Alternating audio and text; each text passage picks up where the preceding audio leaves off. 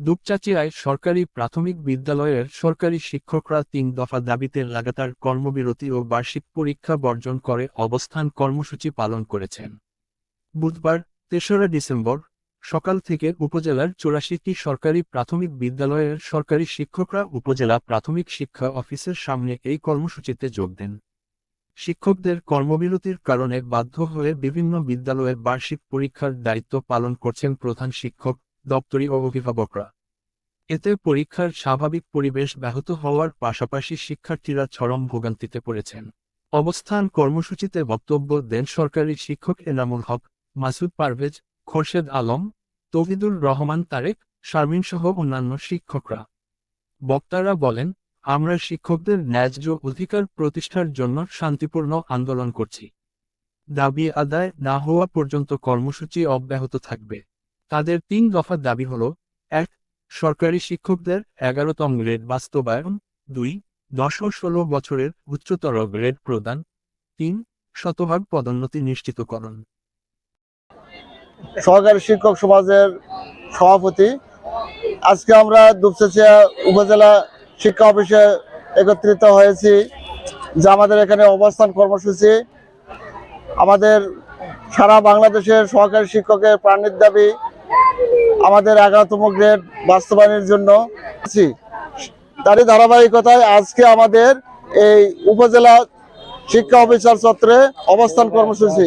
আমার দুপচাঁচিয়া উপজেলায় ৮৪টি স্কুলের সকল সহকারী শিক্ষক আজকে এই কর্মসূচিতে আছে। দাবি বাস্তবায়ন না হয় রবিবারে থাকা স্কুল থাকা প্রধান শিক্ষক বার করে আপনি দাবি লাগাবেন, কিছু হবে না। চাকরি গেলে সবার যাবে, চাকরি না গেলে কারো যাবে না। যদি চাকরি আগে যায় তাহলে আগে লিপি যাবে, লিপি ডিসি অফিসের সামনে ওর অবস্থান। যাই আমাদের বিরুদ্ধে চিঠি করতে, তাই ওর সামনে যা দাঁড়া আছিল ওই ডিজি, তাই ওরা ভয় পাচ্ছে না, আমরা ভয় পাওয়ার কিছু না। পিছনে গেলে আরো ১০ বছর আমাদের কিচ্ছু হবে না। আমরা কিন্তু পাগলের ৩ নাম্বার বাচ্চার মতো আমাদের অবস্থান। তাই আপনারা দয়া করে কোনো অফিসারক ভয় পাবেন না, কোনো প্রধান শিক্ষক ভয় পাবেন না। সবার সাথে আমরা আছি। একজন বিপদে বলে ৪০০ জন ধাপা পড়বেন। আর কোন অফিসার যদি আমাদের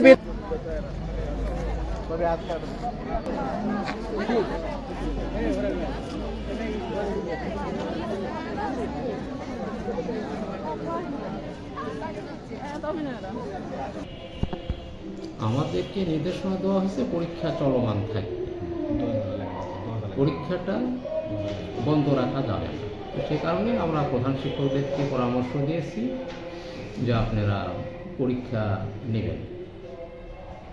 প্রধান শিক্ষক কি একাই পরীক্ষা নিতে পারবেন? প্রধান শিক্ষকের জন্য কষ্টকর হবে, তারপরও নির্দেশনা আছে কোনো স্কুলে। আজকে যে কর্মসূচি শিক্ষকেরা পালন করতেছে, এই ব্যাপারে আপনার কোনো বক্তব্য আছে কিনা, বলার কিছু আছে কিনা? এই কর্মসূচিতে সরকারের অধিদপ্তরের চিঠি ছিল যে সবাই যেন সঠিকভাবে দায়িত্ব পালন করে, পরীক্ষাটা যেন নেয়। পরীক্ষাটা না নিতে পারলে কর্মকর্তা বা কর্মচারী তাদেরকে তারা অনিয়মের মধ্যে তারা চলে আসলো, এই ধরনের একটা চিঠি আমাদের কাছে আসছে। আচ্ছা, ধন্যবাদ।